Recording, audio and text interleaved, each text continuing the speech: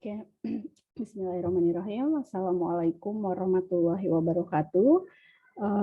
Ketemu lagi dengan saya ya, Desi Nurnaningsih, dengan mata kuliah hari ini kita pengantar teknologi informasi. Ini sebagai pengantarnya ya, pendahuluan.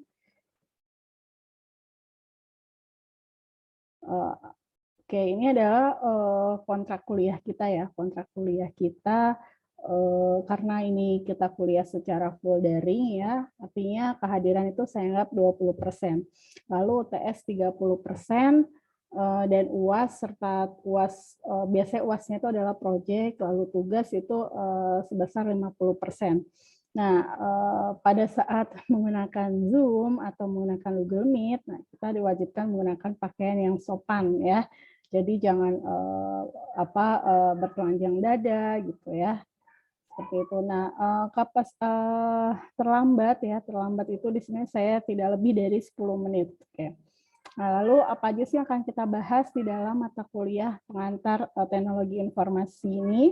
Nah, itu ada sejarahnya, lalu jenis-jenis komputer, karena komputer itu awalnya seperti apa, penggunaannya, bentuknya, lalu elemen dasar daripada sistem komputer sendiri, dan perangkat input serta outputnya, lalu di dalam komputer itu ada memori serta media penyimpanannya, bagaimana sih representasi dan arus dari pemrosesan data, kita akan bahas basis bilangnya, lalu arsitektur komputernya, serta dalam penggunaan alat-alat elektronik itu tentunya punya standarnya. Nah, ini kita akan pelajari apa sih standar untuk pengukuran daripada peralatan komputer.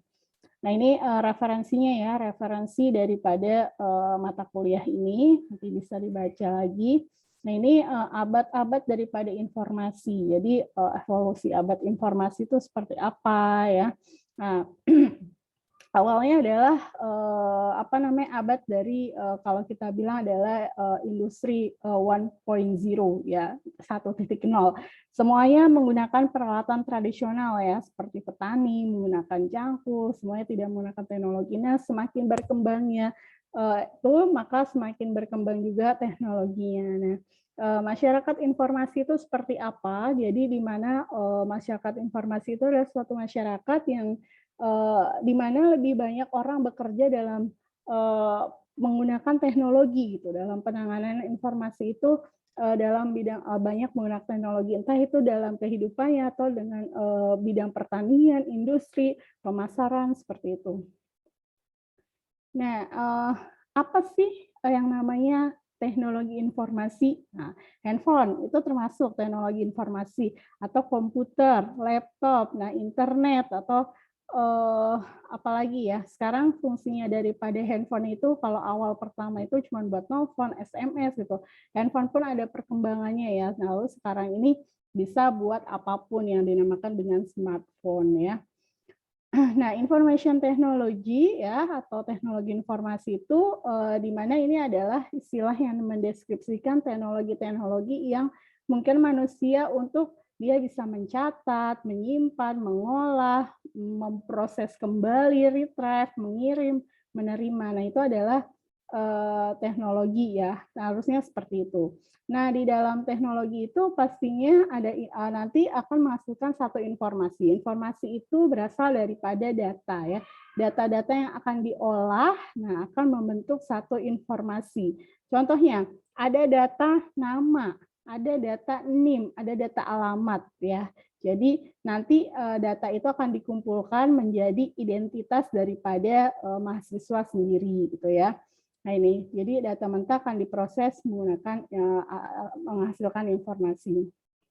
Nah, teknologi sendiri itu ilmu yang akan berkaitan dengan sains atau teknologi ya, dengan mengaplikasikan pengetahuan saintifik serta yang lebih praktis. Harusnya informasi seperti itu, harusnya teknologi itu ya, dengan penggunaan teknologi akan menjadi praktis, kayak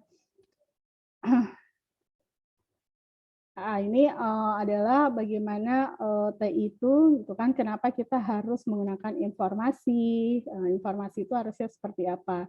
Nah, informasi ini didapat dari mana? Ada yang apa namanya tuh media elektronik, gitu kan, atau media cetak. Nah, kalau zaman sekarang ya dengan cepatnya teknologi ini, media apa namanya cetak ini agak sedikit menurun ya. Lebih banyak orang dengan menggunakan media elektronik. Harusnya informasi itu bermanfaat untuk usernya ya. Jadi harus apa? Harus lengkap, fleksibel, lalu akurasinya itu tepat, terus bisa dipercaya ya. Lalu gampang diaksesnya, mudah diaksesnya, on time gitu ya. Nah, ini informasi itu dilahirkan daripada adanya perangkat hardware ya, perangkat yang mendukung adanya hardware serta software. Nah, ini beberapa adalah ada hardware, ada software, ada firmware atau brandware, ada infoware. Jadi nggak mungkin teknologi itu berdiri sendiri ya. Jadi yang namanya informasi itu akan nanti terdiri dari hardware, software serta brandware. Itu yang paling penting ya. Oke, nah, bagaimana sih environment daripada saat ini gitu kan. Nah, ini karena kita saat ini membutuhkan teknologi yang lebih apa ya, cepat gitu ya, makanya dibutuhkan adalah karakteristik ya, karakteristik dari teknologi tersebut. Jadi dengan perubahan yang cepat, yang kompleks serta yang global gitu, makanya teknologi sangat dibutuhkan. Nah, penggunaan TI banyak sekali ya, penggunaan teknologi itu banyak sekali, mulai dari pertanian, sekarang dibangkitkan lagi ya, penggunaan teknologi di bidang pertanian. Kita bisa deteksi ada hama nggak sih dalam padi tersebut, berapa sih tingginya padi ini kapan dapat dipanen, seperti itu ya. Lalu dalam e-commerce itu, wah sekarang sudah ini banget ya, udah membooming banget gitu kan semua. Apalagi pada saat pandemi sekarang ya. Jadi teknologi ini sangat dimanfaatkan. Kalau dulu mungkin orang-orang yang generasi yang lahir di atas 80-an ya. Kalau sekarang dibilangnya emak-emak berdaster pun harus bisa menggunakan teknologi. Kenapa? Karena ya membantu anak-anaknya dalam mempersiapkan pembelajaran seperti itu. Mungkin pertemuan hari ini paparan saya bisa dicukupi sampai hari ini. Jadi nanti kita akan lanjutkan lagi sesi diskusi ya. Diskusi itu bisa banyak media akan digunakan, menggunakan LMS atau menggunakan WA Group. Kita sudah punya WA Group. Terima kasih atas atensinya. Assalamualaikum warahmatullahi wabarakatuh.